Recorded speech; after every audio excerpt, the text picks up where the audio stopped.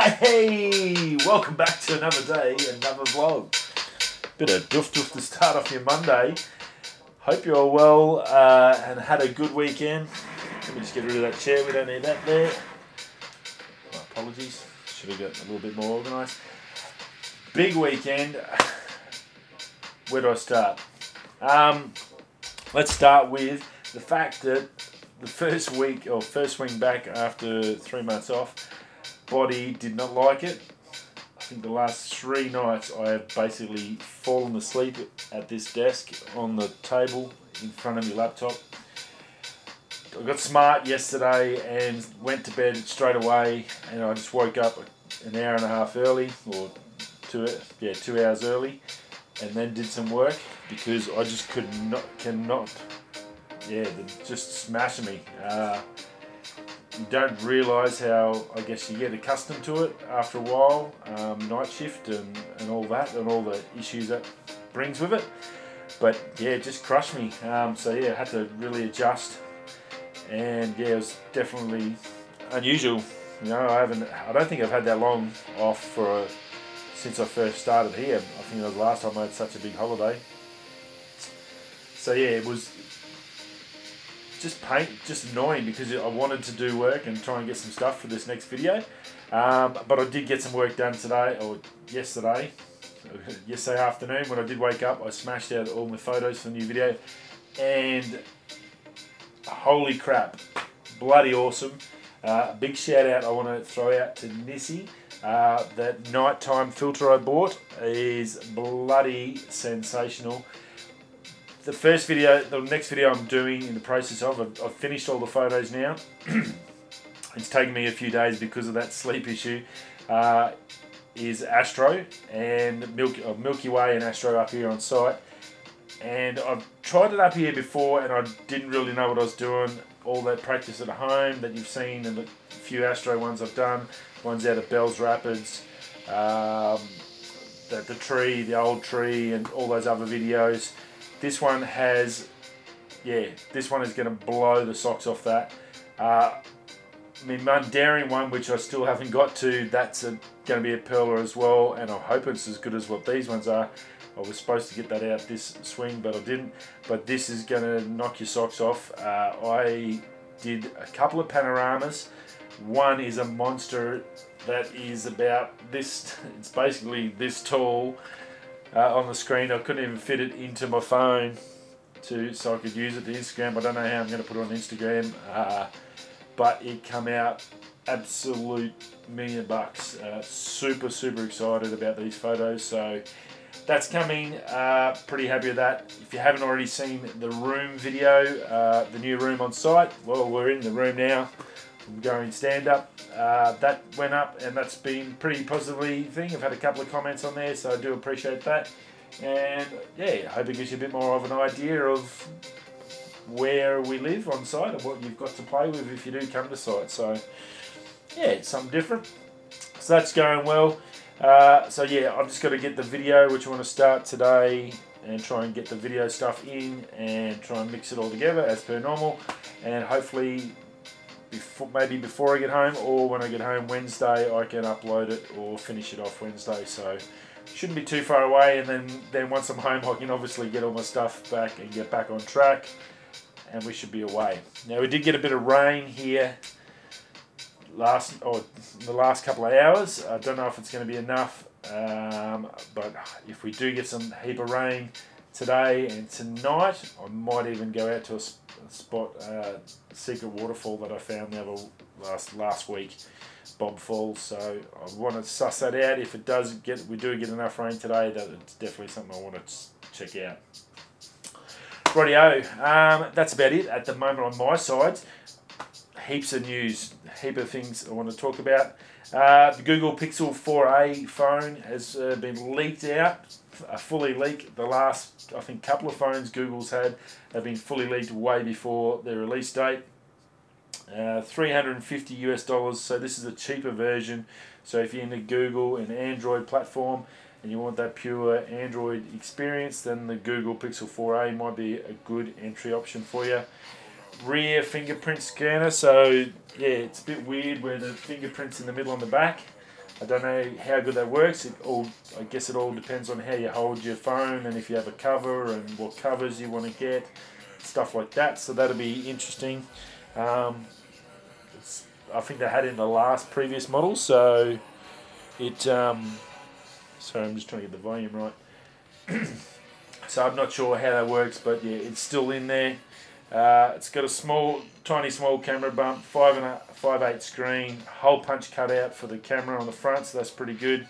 It's only got a single camera, 12 megapixel, 4 gig of RAM, 3080 battery, so not the biggest battery, not too bad. It does have fast charge, but no wireless charging, so that's a little bit strange. Everything seems to be going wireless charging at the moment. Strange that it doesn't have that, but it is, again, $350 US. It's pretty much a base model. Snapdragon, but it's only the 730. It's not the 865. So for an entry level model, I think it's pretty good. Didn't look too bad at all. And if you're a Google or an Android person and you're looking for a new phone, that might be your option to go check out. Now, the Olympus EM1 M3 camera, there's been a bit about that lately. I know Camera Conspiracies did a video the other day, a couple of videos on it, and comparing it. I think he went up against the Panasonic G9, and he did I think it was possibly the ESR he went against as well. There's been a few DP reviewers done it as well. It's pretty good. And from the footage I've seen against the G9, like the Panasonic's got some great colour and it's 10-bit and all that stuff, but the Olympus, the focus was as good. Actually, it was a Canon because he did, I'm pretty sure he went up against the ESR, he did.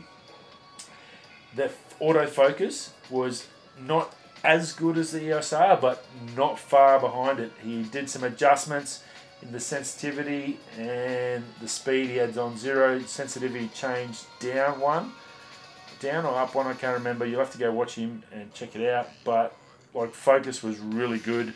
The quality of the colours was really good. Pretty impressed actually with it. It's not a cheap camera. It's I think about 2,500 Australian bucks, but if you're an Olympus person or you're looking and as another option to compare, it's the best thing about it is, and I think it's the best thing, is it's fully weather sealed and stuff. That's the best thing about Olympus, and the stabilisation was the best he's seen for a long time. And I watched all his videos. He's pretty good. When you go vlogging and you're walking, you can see if a camera's any good stabilised. And this thing was just about smooth as silk. Really, really high quality for the stabilisation. So if you're looking for a vlogging camera, and this could be the one you want to go check out, that EM1 M3, especially if you're vlogging and you want to go out in the weather and not be worried about the camera cracking the shits and folding up on you, then definitely go check out that. That's a nice camera. Olympus. A little bit of a dark horse there. They pulled out a camera.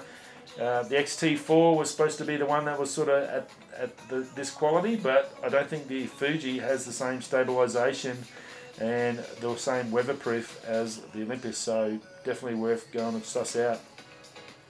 Now, Apple Glass. Now, this was an interesting one. Apple Glasses, they've talked about it for a couple of years now. Google had the Google Glass. That pretty much folded and they just walked away from it. It just wasn't working. Apple, John Prosser on his website has done a big leak and saying that it's going to be coming out, possibly a release in 2021 and then on sale in 2022 for about $500 US. It will come in prescriptions, so you get prescriptions. It's only going to have one frame to start with, but no cameras. It will have a LiDAR sensor and it will wireless charging case and a display in both lenses. No sunglasses, so it's just going to be a clear lens. So if you're not a prescription wearer, you just got glasses with just clear lenses on. I'll get to what my thoughts on this in a minute. And no sound. You have to use AirPods to get any sound, and it has to obviously be Apple to work with it. So you'd have to buy AirPods to use them if you wanted sound out of it. Now, and therein lies the question. I'm trying to think about it, and I asked the question, I didn't get any replies back on everything Apple Pro when he was talking about it, was what the hell are they for? You obviously, in Australia, you can't touch your phone while you're driving, so I can't see them letting you wear these things while you're driving. You have to use your phone to control it. It drives everything. So there's no control panels or buttons from what they're talking about. So you'd have to pick up your phone to look at it, to go to the apps, to do everything so you could get the display up here. But you're already looking at the phone. That just defeats the whole purpose. Even if you had a fingerprint sensor and you could somehow remember where everything is and not look down and scroll through, I guess, on the thing while you're doing this, like, you'd look like an absolute retard. So I really don't see what they want to do. I mean, apart from getting directions, like your directions on your map when you're driving and stuff, and getting the turn left here sort of signal, could you imagine how annoying it is, all those texts and notifications constantly rolling through your glasses while you're just doing your normal job or sitting around or watching TV? You would lose your mind. And I've got a funny feeling that's why I reckon Google walked away from it, because I just don't think people want that. It's just, you're going to get bombarded constantly in your face with no way to get out. It's bad enough your phone, but you can put your phone down and it just goes. You just see that, you occasionally see the screen flash up and the 65,000 notifications that come up every hour on the hour. You imagine seeing them inside every time you put your glasses on. I've got prescriptions, so I need them, but imagine having that going all the time. I just can't see it.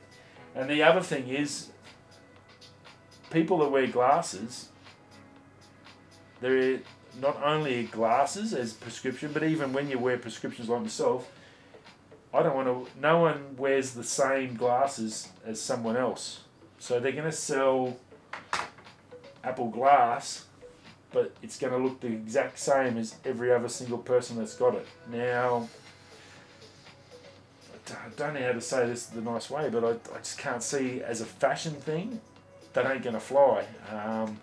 Especially with the ladies. The ladies don't like wearing, they're not going to wear the same dress as someone else, so now you want them all to wear exactly the same glasses.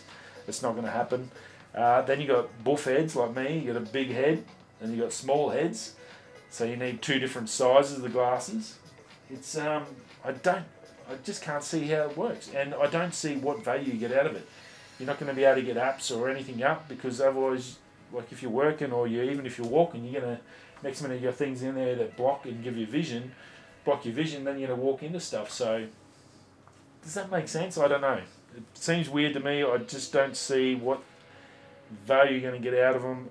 And yeah, it's like the Apple Watch. I've got the Apple Watch, and realistically, it's bloody useless, other than it is amazing for if you want music for your headphones while you're running and playing sport. The apps are useless. It's tiny, you can barely read it. You have to have the world's tiniest fingers to touch anything, to control it. Even on my Apple Watch Series 3 was still pretty much, I didn't do any app stuff on there because, like, the screen's this big. Now you got this in your eye, it's going to be tiny as well, so, and then it's going to be transparent so you can actually see. Yeah, I just don't. Anyway, that's enough of that. It is coming. How it's going to come and what it's going to do when it gets here, no one knows. Everyone was excited about it coming, but that's all they know. What it's going to. They've got no idea what it's going to do and why that's going to do it. So, and I just got that funny feeling that is why Google walked away, because it realistically ain't going to sell.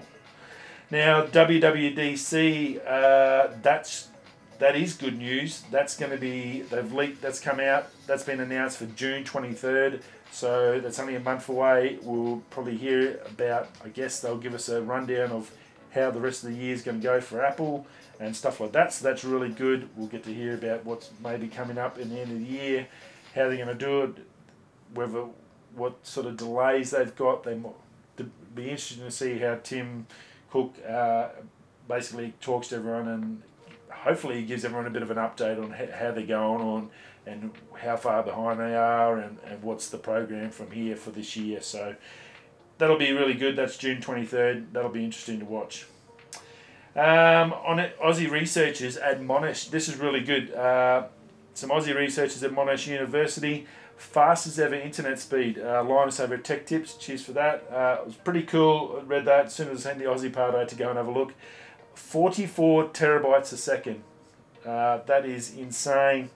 They use some sort of, I hope I got this right, a silicon cone to split the existing light into 80 new pathways per one. So you basically, whatever, just say there was 1,000 in that optical fibre, they then take each one of those 1,000 and split it 80 times, so it gives you 8,000 or whatever. Yeah, 8,000. So yeah, that was pretty cool, and put it through, so just massive amounts, and that's using the existing technology, and just, so really smart people out there. That's awesome. Obviously for the future, that bodes well for being able to handle population increase, more data, more stuff, blah blah blah. Pretty cool, and good to see the Aussies leading the way. Go you Aussies, that's awesome. Huge news for podcasts. Obviously, if you're listening to me on our podcast, thanks for listening. That's pretty cool. That's still going well. We've had about 60, 70 people come and listen to the podcast. So that's pretty awesome. I do appreciate you dropping by. If you are a big podcast fan, you'd all know that Joe Rogan's the #1 podcaster in the world. He's on YouTube, where it doesn't cost you anything, and he has some really good interviews. He's a really good interviewer. Very interesting. He's a good listener, and he's pretty switched on and a very smart person, so he has some great conversations. I've watched plenty of them. I watched Tony Hawk the other night, which was really cool. Been a big fan of Tony Hawk since I was a kid, when skateboards were huge. He was like #1, so that was awesome to watch that. Unfortunately, that's all over on YouTube. He signed a deal with Spotify, rumoured to be around the $100 million mark US. So that's just insane. Unfortunately, it's locked in on that. So all his whole video collection from YouTube is going to get deleted.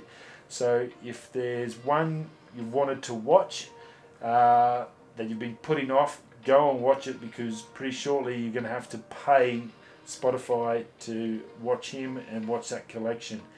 Now they're talking about, being Spotify, it's normally only just sound. They're talking about opening up their whole video arm so he can do his normal show with his guests and provide that service to customers as well. So huge news in the podcast industry. It's going to put the value of podcasts up, and yeah, it's massive.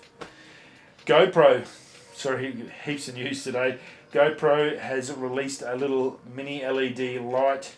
It's magnetic, and it's also got a clip. $70 you can order it through GoPro. At the moment, it's 10 meters waterproof, 6 hours of battery time. It's got like a big clip, like a big plastic clip with little teeth on it, and it's got a magnetic base on it, so you can whack it up and do stuff to support for its GoPro 8 program. Very cool. And last but not least, just released last night, and it was over on Canon Rumors, SD express cards to have up to 4 gigabytes a second, using a new spec. The powers that be in the SD world have expanded on what they can and can't do, using PCIe 4, which is technology, and NVMe, which is pretty much similar to what they use on the big high-end computers, on the personal computers. They're able to get these increased massive speeds on these little SD cards, which I think is pretty good. And it'd be interesting, actually, Canon might have known about this, because the new R5 is rumoured to have the CFX Express cards, and these SD Express cards are going to have the same grunt and speeds to handle the 8K, 6K, 4K, high-end video stuff in your cameras. So I thought that was pretty interesting. I'm not sure how long it's going to take before this technology will roll out into the actual cards. But we already get cards up to 300 megabytes a second, but 4 gigabytes a second is huge. They're going to be massively expensive. I think it's about 300 megabytes a second one is about 80 US bucks to 100 US bucks. So about 150, 160 bucks Australian for one now. So 4 gigabytes, you know, that's going to be around the 250, 300 buck mark. But those CFX Express cards are like 500 to 600. So I think this is really good. It keeps that small form factor, which is great for your cameras and all the other stuff that use them. But you still get that awesome speed and that same amount of storage. So very, very cool that they're bringing that technology. And that's it. Wow. A big weekend for tech, for all sorts of news. Fantastic weekend for my photos. You're going to love them. I've started putting them up on Instagram, a couple from the last couple of days. So you'll start seeing them roll up, and hopefully I can get this video sort of close, and hopefully it doesn't take me too long. I'm getting a lot quicker with it. Fingers crossed I can get it out before Wednesday. We'll see how we go. See how well I go with sleep today. That's about it from me. Hope you have a great Monday and don't work too hard, and you enjoyed your weekend and ready for another week and up and at 'em, and let's get through it. Rightio guys, wherever you are, whatever you're doing, whether you're going that way or that way, I'll see you all tomorrow. Have a great day. Peace.